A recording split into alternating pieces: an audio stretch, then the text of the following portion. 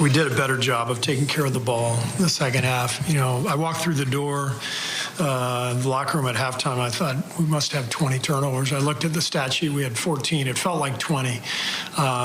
So we were not focused at all. And second half, we did a better job of taking care of the ball and getting some better possessions offensively.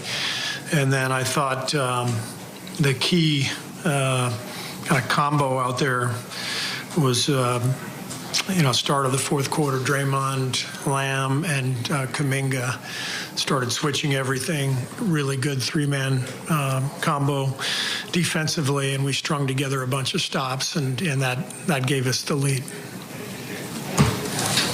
Steph, here in his last 4 games, I think is averaging around 35 points per game. He had that 2019 playoff game, of course. Is there anything about playing here you think he enjoys or relishes, or is it just a product of some hot nights? No, this is a great reminder every time we come to the Toyota Center of some amazing battles with those great Rockets teams, and a lot of big games in here. I think Steph and Clay, Draymond, those 3 guys in particular, come in here with a lot of memories, and I do think that that helps get guys, kind of excited and motivated, and so I thought they all did a nice job tonight.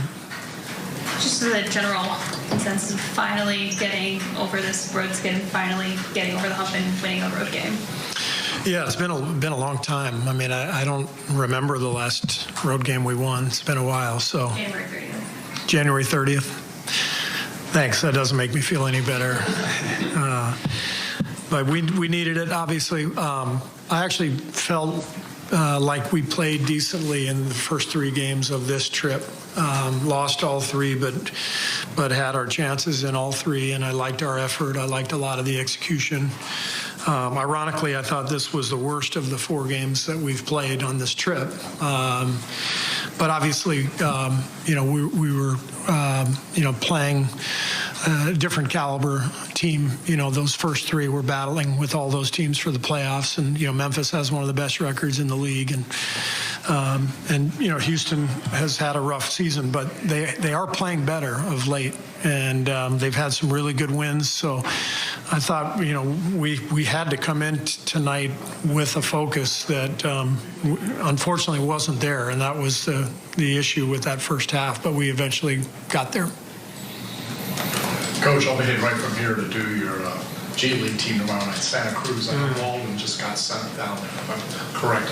Talk about his growth a little bit. Yeah, Baldwin's a really nice prospect for us. Great size, good shooting touch. He's a guy who moves the ball quickly. He has a good feel for the game, and he's just learning the NBA game. And we're trying to give him every opportunity to play. He's been in the rotation a little bit up here, but he's playing a lot of games in Santa Cruz, and it's been very helpful. How about Jerome?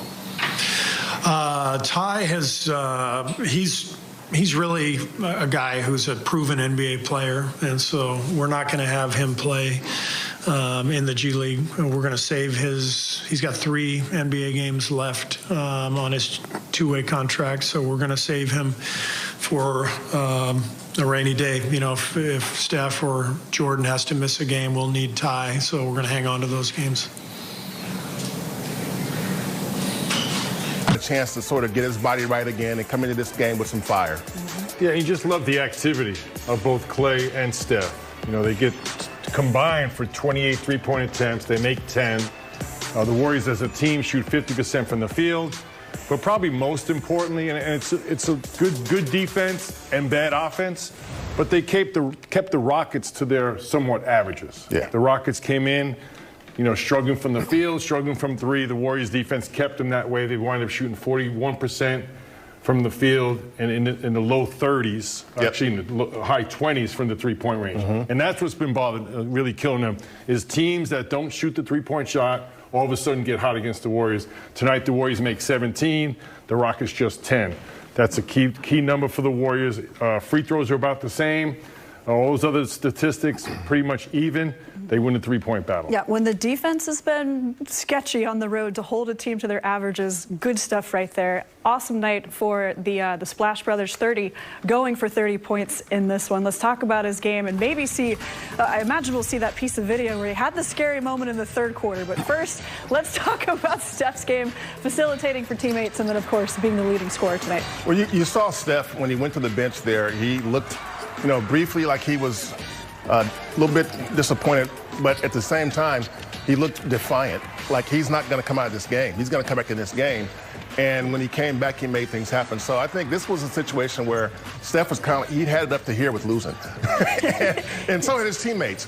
But I think he took it upon himself to make sure, okay, we are not going to lose this game to this team on this night, no matter what I have to do. If I have to go out there with one leg, we're going to do it. Yes. Yeah, and he scored 30 points in 3 quarters because he didn't score in the first quarter. So he got his teammates involved first and foremost. You see the 7 rebounds, the 5 assists, great activity, made some huge shots. But again, I love when he drives the basketball, creates for his teammates. And we said a pregame, Kerr and Monty. He's putting up MVP numbers. He's having an incredible season. And I think, not just Steph and Clay and Draymond, I think this whole team was really desperate to just get a road win. Yeah. And get that, get that better feeling in the locker room. Now they got a day off tomorrow and get ready for the Mavericks. Yeah, whether desperate is the word, whether urgent is the word, that is exactly it, Monty. Yeah, I think an indication of their determination to win this game is in the rebounding. I mean, Houston is a young, athletic, springy team, and the Warriors were +7 in rebounds. More important, Clay had 7. Steph had 7. Loon bounced back, and he had 10 tonight. Draymond had 7. And Jordan Poole had 8 assists. When you see that, I mean, these guys are saying, okay, here's what we're going to do. We're going to figure out a way to beat this team. Jordan didn't shoot the ball well, but he dished. And that was the formula that got this team the victory, I think. Also should mention it was great to see Steph Curry come back into the game after he collided with Poole in that third quarter, just needed a moment on the bench, but then, of course, came back into the game to help the team in that big fourth quarter. So our Nissan difference maker in this game actually is a player off the bench. It's Jonathan Kuminga, following up the great night he had against the Grizzlies with 24 points and 8 rebounds with another productive performance tonight. Yeah, I thought JK got off to a slow start, but as the game went on, he picked himself up. And his offense was so efficient tonight, There wasn't a lot of wasted activity, a lot of wasted motion. He was doing good things for the team. And to score 17 points on 9 shots, I mean, you'll take it every single night of the week if you can. Yeah, great shot selection. I thought he was aggressive at the right times, getting out on the break, patient and poised. And I think it's another night where, he doesn't grab a lot of rebounds, but he's on the perimeter defending a lot. So sometimes it's as important as making sure your man doesn't get the ball and let someone else clean up the rebound. Yeah, Warriors need this bench for their playoff push. One of the things that the coaching staff has been trying to tell Jonathan ever since he arrived here is that if you run the floor, you'll get easy points. Oh, yeah. Because he's so athletic. You'll be in the air, you'll be near the rim if you run the floor.